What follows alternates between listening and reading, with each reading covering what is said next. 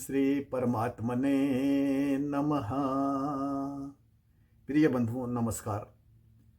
पिछला वीडियो श्रीमद् भगवद गीता जी के अध्याय 7 के श्लोक 12 से 19 तक पर प्रस्तुत किया गया था। इन श्लोकों में भगवान श्री कृष्ण ने अर्जुन को कहा था कि उनके शरणागत भक्त ही आसानी से उनकी माया पर विजय प्राप्त कर सकते हैं, लेकिन आसुरी भाव में आश्रित हुए दुष्कर्म करने वाले व्यक्ति उनके भक्त नहीं हो सकते हैं। केवल सुकृत यानी अच्छे कर्म करने वाले, अच्छे आचरण वाले व्यक्ति ही भगवान की भक्ति कर पाते हैं। ऐसे भक्तों की भक्ति करने के लक्ष्यों के आधार पर भगवान श्री कृष्ण ने अपने भक्तों की 4 प्रकार की श्रेणी बताई है। पहली आर्त, दूसरी जिज्ञासु, तीसरी अर्थार्थी और चौथी ज्ञानी। इनमें ज्ञानी को सबसे अधिक प्रिय बताया है, क्योंकि ज्ञानी निष्काम भाव से केवल भगवान को ही प्रेम करता है। भगवान को प्रेम करने और उनकी शरणागति को पाने के अतिरिक्त उसकी अन्य किसी भी तरह की कोई कामना, कोई अभिलाषा नहीं होती। ऐसे महात्मा बहुत ही दुर्लभ होते हैं। आज इस वीडियो में श्लोक 20 से श्लोक 30 तक में भगवान द्वारा अर्जुन को दिए जा रहे संदेश को जानने और समझने का हम प्रयास करेंगे। श्लोक 20 में भगवान कहते हैं, कामहस्ते तेर्हृत ज्ञाना प्रपद्यन्ते अन्य देवता तम तम नियमम आस्थाय प्रकृत्या नीता सव्या। हिंदी अनुवाद है, कामनाओं ने हर लिया ज्ञान जिनका, वे शरण लेते हैं अन्य देवताओं की। उन देवताओं के नियम धारण करते हैं अपने स्वभाव के वश होकर।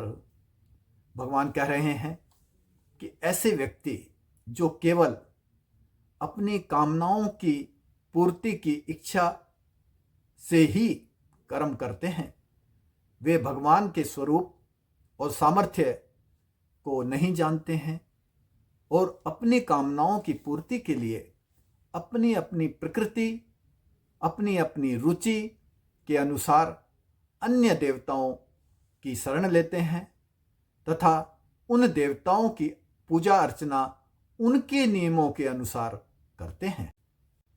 श्लोक 21 में भगवान कह रहे हैं, यो यो याम याम तनुम भक्तः श्रद्धया अर्चितुम इच्छते तस्य तस्य अचलाम श्रद्धाम तामेव विददामि अहम। हिंदी अनुवाद है, जो भक्त जिस जिस रूप की श्रद्धा से पूजा करना चाहते हैं, उस देवता के रूप में उनकी श्रद्धा को अचल कर देता हूँ मैं। भगवान कह रहे हैं कि जो भक्त देवता के जिस जिस रूप में श्रद्धा करते हुए उसकी पूजा करना चाहता है, उस रूप में ही भगवान उसकी श्रद्धा को दृढ़ कर देते हैं, पक्का कर देते हैं। श्लोक 22 में भगवान कह रहे हैं, स तया श्रद्धया युक्तस्य तस्य आराधनम ईहते लभते च ततः कामानम एव विहितानि तान। हिंदी अनुवाद है, वह इस श्रद्धा से युक्त होकर उस देवता की आराधना करता है, पूरी होती है उसकी वे कामनाएं जो मेरे द्वारा ही विहित होती हैं। भगवान कह रहे हैं कि अपनी कामनाओं की पूर्ति के लिए देवता विशेष की पूजा करने की इच्छा रखने वाले व्यक्ति के हृदय में भगवान ही उस देवता के प्रति श्रद्धा के भाव को दृढ़ कर देते हैं, जिससे युक्त होकर वह उस देवता की आराधना करता है। इस पूजा आराधना से उसकी जो भी कामनाएं पूरी होती हैं वे वास्तव में भगवान के द्वारा ही पूरी की जाती हैं।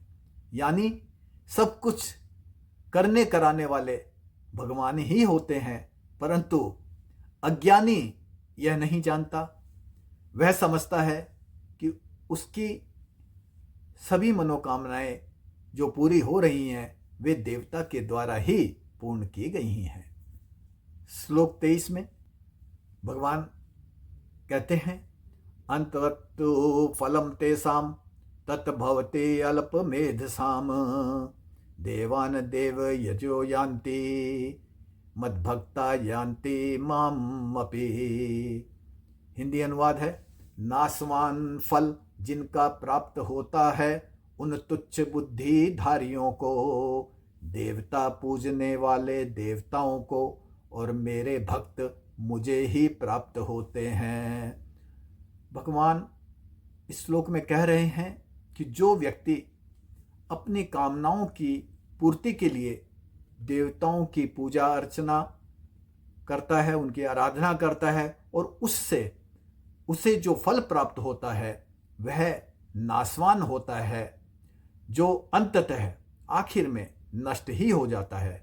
भगवान ने ऐसे व्यक्तियों को तुच्छ बुद्धि कहा है, क्योंकि वे सत्य को, भगवान की वास्तविक सत्ता को अज्ञानवश नहीं जानते हैं। भगवान की पूजा आराधना ना कर नश्वर देवताओं की ही पूजा करते हैं। देवताओं को पूजने वाले लोग देवताओं के धाम को, देवताओं को प्राप्त होते हैं, जबकि भगवान के भक्त उनके लोक यानी भगवत धाम को प्राप्त होते हैं। श्लोक 24 भगवान कह रहे हैं, अव्यक्तम व्यक्तिम आपनम मन्यन्ते माम बुद्धिया परम भावम अजानन्तो मम अव्ययम अनुत्ममा। हिंदी अनुवाद है, मुझ अव्यक्त को मनुष्य शरीरधारी मानते हैं बुद्धिहीन, नहीं जानते हैं मेरे परम अविनाशी और सर्वश्रेष्ठ भाव को। भगवान कृष्ण कह रहे हैं कि बुद्धिहीन यानी अज्ञानी लोग उनके प्रकट रूप को देखकर उन्हें शरीरधारी मनुष्य ही मान रहे हैं।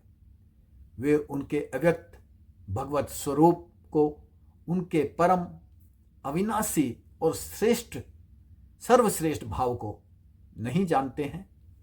भगवान को कौन नहीं जान पाते हैं और कौन जान पाते हैं, भगवान ने श्लोक 25 से 30 तक में इसका वर्णन किया है। श्लोक 25 में भगवान कह रहे हैं, ना अहम प्रकाशः सर्वस्य योग माया सम आवृता मूढ़ो अयम न अभिजानाति लोको माम अजम अव्ययम। हिंदी अनुवाद है, प्रकट नहीं होता मैं सबके सामने, योग माया से आवृत हुआ, इस संसार में मूढ़ नहीं जानते हैं मुझ अज अविनाशी को। भगवान अर्जुन को बता रहे हैं कि वे अपनी शक्ति योग माया से अपने सत्य स्वरूप को आवृत करके, छुपाकर, ढककर सबके सामने प्रकाशित नहीं करते हैं, क्योंकि इस संसार में मूढ़ अज्ञानी पुरुष उन अजन्मे अविनाशी भगवान को नहीं जानते हैं। भगवान इस श्लोक में एक गूढ़ रहस्य की ओर इशारा कर रहे हैं कि कुछ जीव ऐसे हैं जिनके समक्ष भगवान स्वयं को प्रकट कर देते हैं। भगवान जिस पर कृपा करते हैं उसको अपने वास्तविक स्वरूप की अनुभूति प्रकट या अप्रकट होकर करा ही देते हैं। श्लोक 26 में भगवान कह रहे हैं, वेदा अहम समतितानि वर्तमानानि च अर्जुन भविष्यानि च भूतानि माम तु वेदना कश्चन। हिंदी अनुवाद है, मैं जानता हूँ जो भूतकाल में हो चुके हैं और वर्तमान में हुए हैं, हे अर्जुन, तथा भविष्य में होने वाले प्राणियों को, परंतु मुझे कोई नहीं जानता। इस श्लोक में भगवान श्री कृष्ण अर्जुन को स्वयं के भगवान होने का प्रमाण दे रहे हैं। भगवान कह रहे हैं कि वे भूतकाल में हो चुके, वर्तमान काल में उत्पन्न हुए तथा भविष्य में होने वाले सभी प्राणियों को जानते हैं, किंतु कोई भी प्राणी उन्हें नहीं जानता है। प्राणी भगवान को क्यों नहीं जानते हैं?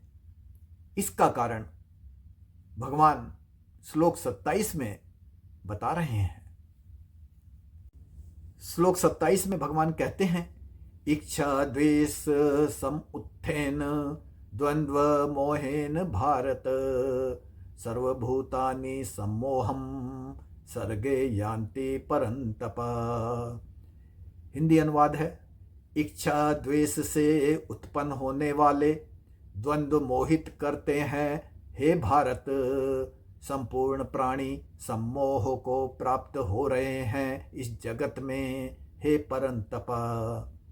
भगवान अर्जुन से कह रहे हैं कि संसार के सभी प्राणी इच्छा और द्वेष से उत्पन्न होने वाले द्वंद्वों से मोहित होकर सम्मोह को प्राप्त हो रहे हैं। सम्मोह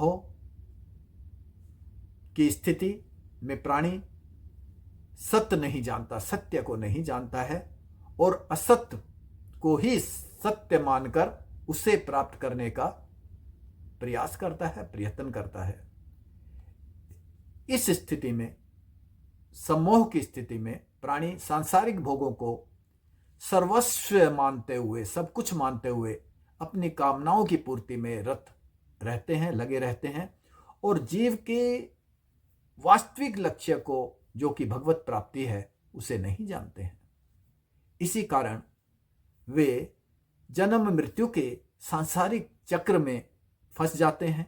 तो सवाल उठता है, क्या प्राणी कभी भी इस सम्मोह की स्थिति से निकलकर जन्म मरण के भयावह प्रवाह बंधन से नहीं छूट सकते?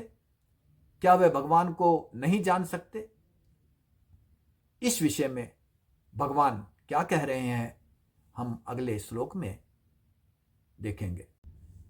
श्लोक 28 में भगवान कहते हैं, ये साम तो अंतगतम पापम जननाम पुण्य कर्मणाम ते द्वंद्व मोहो निमुक्ता भजन्ते माम दृढ़ व्रता। हिंदी अनुवाद है, परंतु जिन पुण्य कर्म करने वाले मनुष्यों के पाप नष्ट हो गए हैं, वे द्वंद्व मोह से मुक्त होकर दृढ़वर्ती होकर मेरा भजन करते हैं। भगवान कह रहे हैं कि पुण्य कर्म करने वाले जिन मनुष्यों के पाप नष्ट हो जाते हैं, वे सभी सांसारिक द्वंद्वों की मोह अवस्था से मुक्त होकर भगवत प्राप्ति को ही एकमात्र लक्ष्य मानकर दृढ़ता के साथ, यानी पूरी लगन, विश्वास और प्रयास से भगवान का भजन करते हैं। यानी पुण्य कर्म करने वाले व्यक्तियों के लिए भगवान सुलभ हैं, उन्हें उनकी भक्ति स्वीकार है, लेकिन पापियों की नहीं। श्लोक 29 में भगवान कह रहे हैं, जरा मरण मोक्षाय माम आश्रित्य यतन्ति ये ते ब्रह्म तत्विदु कृष्णम अध्यात्मम कर्म च अखिलम। हिंदी अनुवाद है, बुढ़ापे मृत्यु से मुक्ति के लिए मेरे आश्रित होकर यत्न करते हैं, जो जानते हैं वे उस ब्रह्म को पूर्ण अध्यात्म और संपूर्ण कर्म को भी। भगवान कहते हैं कि बुढ़ापे और मृत्यु से निर्भय होने के लिए जो भी प्राणी मेरे आश्रित होकर प्रयत्न करते हैं, भगवान की शरण में जाकर प्रयत्न करते हैं, भगवान को भजते हैं, वे पर ब्रह्म अध्यात्म और कर्मों के विषय को पूरी तरह से जान जाते हैं, पूर्ण रूप से समझ जाते हैं।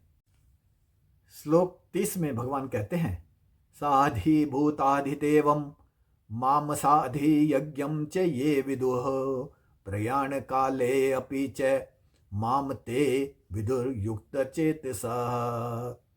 हिंदी अनुवाद है, आधिभूत, आधिदेव और आधि यज्ञ सहित मुझे जानते हैं जो, अंतकाल में भी मुझसे युक्त चित्त से वे मुझे ही जानते हैं। भगवान कह रहे हैं कि जो व्यक्ति मुझे मेरे आधिभूत, आधिदेव और आधि यज्ञ स्वरूपों सहित जानते हैं, वे अपने चित्त को मुझसे युक्त किए होने के कारण मृत्यु के समय भी मुझे ही जानते हैं। यानी भगवान उनके अंतिम समय में उनके समक्ष अपने को, अपने रूप को प्रकाशित कर देते हैं और ऐसे भक्त भगवत धाम को प्राप्त करते हैं।